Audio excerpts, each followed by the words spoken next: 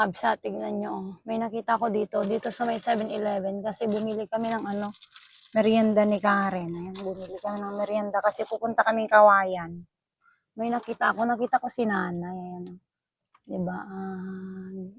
Ang sipag-sipag niya, nagtitinda pa siya ng mga ganyan. Hindi ko alam kung ano yung mga binibenta niya, pero nakakaantig ng puso ng sipag-sipag ni nanay. Matanda na siya. Pero at the same time, parang naawa ako kasi syempre matanda na siya, supposed to be, nagpapahinga na siya. Pero may mga ganyang situation kasi parang si mother ko. Siguro kung hindi ako nabigyan ng pagkakataon na maging vlogger, na kumikita naman ng sapat na para sa amin, ay siguro nagtatrabaho pa rin si Inang ngayon.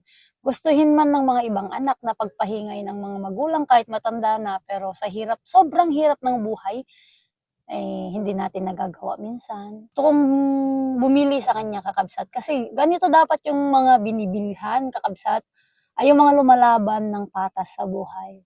Ayan, dito dapat kayo bumili pag nakakakita kayo ng mga ganito sa daan. Yung mga kapatid natin, kabsat natin na matatanda na mga may pwestong ganyan, sa kanila kayo bumili, kakabsat, kasi para sa akin, deserve nila na mabilhan. So, lapitan natin si nanay, no? Hello, Nay!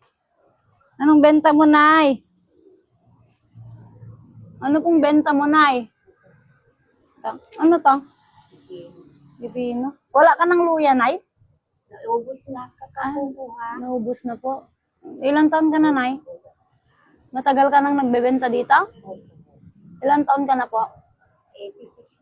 86 ka na po. Ano po yan, Nay? Sa inyo po to? Binibenta mo sa inyo din po yan? Sarili nyo po? Binili mo tapos binibenta mo. Magkano ganito mo, Nay? 3.20. 3.20. Bang senyorito? Lalaki yun, sir, no? Babae to, sir, eh. Oo, babae. Gusto ko senyorito. Yung kalabasa, Nay, magkano yan, Nay? 25 isa po. Tapos 4, 100 dito, Nay. Sige, kunin ko na yan, Nay. Masaya ka po pag binili ko to. Masaya ako, Bali, 400 na yan. Wala, pinagpala ka. Makakauwi ka na kaagad. Kaya nga, sir, para umuwi na si nanay. Ito po.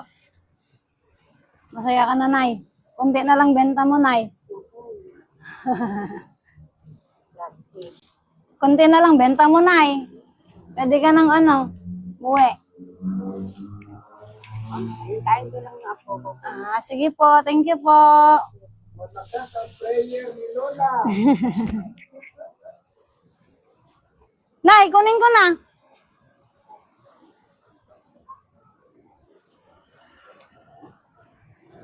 Ayan, kinuha natin, kakabsat ng benta ni nanay.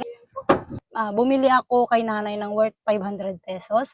So, kahit hindi natin kailangan yun kasi kaka-grocery lang namin sa palengke ng mga gulay. Masaya si nanay. Sabi niya sa akin kanina, masaya daw siya.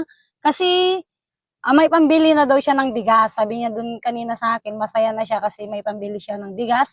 Hindi daw siya nakakabenta ng ganun sa isang araw. So, babalikan natin si nanay pag bumalik tayo dito. Hopefully, nandyan pa siya, bibigyan natin siya ng bigas. Ganyan, kapag may nakita kayong ganyan, bilhin nyo.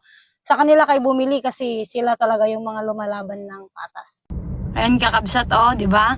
God is good, di ba? Meron din mga taong bumili kay nanay. Ayan. Si nanay, wala nang natira sa benta niya, konti na lang, di ba? God is good. God is the greatest provider. God will provide kasi si God, nagpapadala yan ng mga tao na may mabubuting puso para tumulong. Ayan, binili din nila. Ayan, binili din nila yung benta ni nanay. So, God bless po. Kami nilang binili kay nanay. God bless po. Ayan, ang sarap kasi ng saging daw ni nanay, Ayan, ang dami nilang binili, kakabsat. Ayan, tuwang-tuwa na si nanay, Nakabenta na siya. Konti na lang yung niya, benta niya. Ayan, Nay, God bless you more, Nay. Sana marami ka pang mabentahan. Ayan, nagbibilang na si nanay. Sana all, Nay, palda. Ayan yung mga lumalaban ng patas sa buhay, kakabsat. Talagang nagbebenta para mairaos ang pang araw-araw na kabuhayan. Ayan. God bless, Nay.